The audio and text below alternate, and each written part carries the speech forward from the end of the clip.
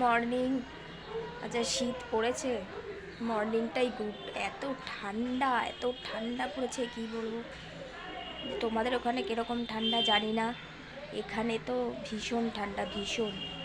আর আগে ঠান্ডাকালই ভালো লাগতো, আবার আর যত বয়স হচ্ছে শীতকালটা আর ভালো লাগছে না। সকালে মেয়ে চলে গেল স্কুলে। আজকে বিছানা দেখলে সকালবেলায় আরও রাগ ওঠে, মানে গোছাতে গোছাতে 1 ঘন্টা পার হয়ে যাবে। বিছানাটা দেখো, পুরো দেখো, পুরো এখন গোছাবো।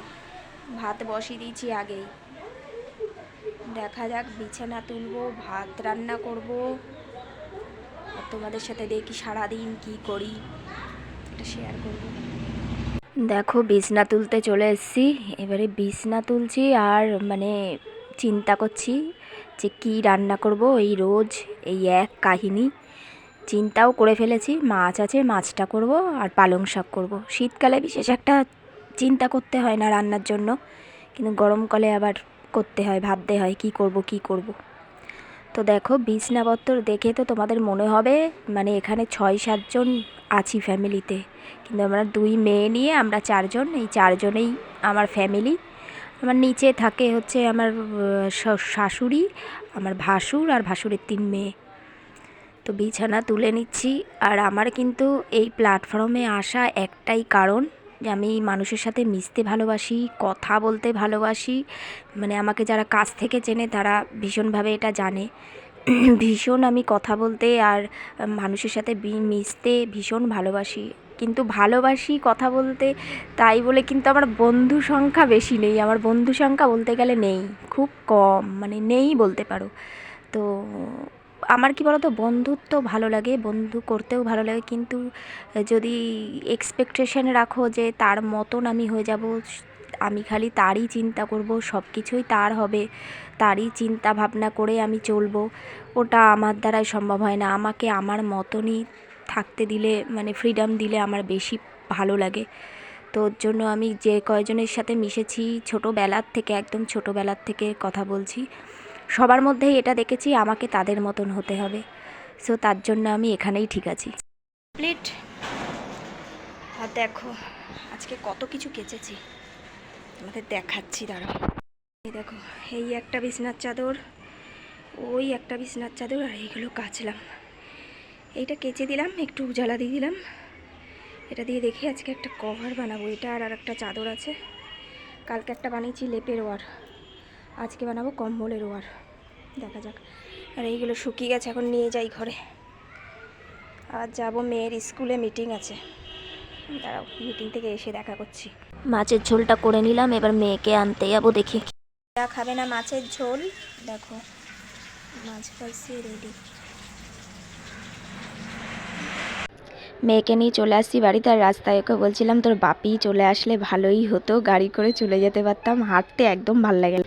একবার ফোন করেছিলাম যে আসতে পারবে, দেখো চলে এসছে। দুপুরবেলায় খেয়ে দিয়ে এত ঠান্ডা লাগছিল, সোজা চলে গেছি লেপের তলায়। আর এখন উঠলাম ঘুম থেকে, এখন 6টা বাজে, কিন্তু বাইরে দেখলে মনে হচ্ছে অর্ধেক রাত। এত অন্ধকার, এত অন্ধকার। তাও তো আমার রাস্তার সামনে বাড়ি বলে বোঝা যায় না। যাদের একটু ভেতরে বন্ধুরা, তাদের কি মনে হয়, মনে হয় সন্ধে 6টা, মনে হয় রাত 12টা, বিশেষ করে শীতকালে। উঠেছি, আর একটু তাড়াতাড়ি উঠলে ভালো হতো, ওয়ারটা সেলাই করব, এখনই করি। তারপরে চাও খেতে ইচ্ছা করছে, কিন্তু একা একা একদম চা খেতে ইচ্ছা করে না। বর থাকলে একটু একসাথে চা খেতে ইচ্ছা করে, ভালো লাগে আর কি। একা একা চা আমার, এমনিতেও চা অতটা খাই না, যখন ইচ্ছে করে। ও না থাকলে আর একার জন্য আর বানাই না। দেখি চলে আসবে, এসলে তারপরে খাবো। একা একা কিছুই খেতে ভালো লাগে না কেন জানি। ঠিক আছে আসুক, তারপর চা খাবো। এখন বানাবো ওয়াটটা, এইটা হচ্ছে বড় সমস্যা আমার। আর মেশিনটা যদি ডিস্টার্ব করে, হয়ে গেল। ওই চিন্তাতেই আছি যে যেন ডিস্টার্ব না করে। যে শীতকালে এত পা চুলকায় আমার, কি বলবো।